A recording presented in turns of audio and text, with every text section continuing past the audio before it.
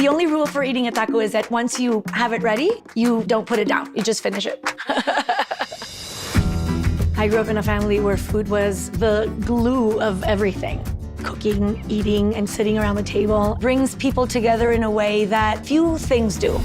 I never set out to become a chef. I opened a restaurant, and it was a farm-to-table restaurant in Mexico City when that was not the general trend. It was so successful that I turned it into my career.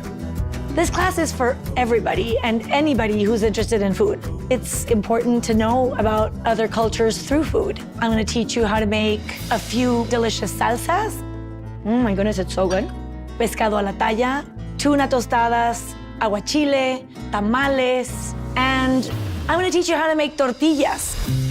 From age 7, I became the resident tortilla maker in my house. It was the first thing I learned to cook. It's actually a fairly easy process. There's nothing like a fresh-made tortilla. There really isn't.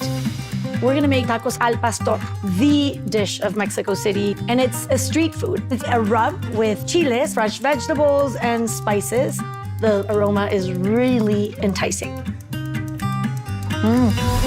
But it's so good.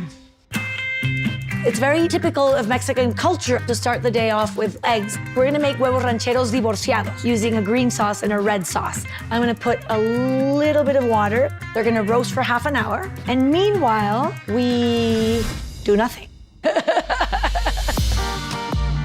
I really urge you to pay attention to every bit of what you put into the dish, just in a way in which you translate your enjoyment.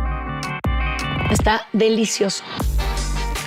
And I know it's not always easy, but the more one can connect with people over a shared love of a delightful dish, the better off your result will be. I am Gabriela Cámara, and this is my masterclass.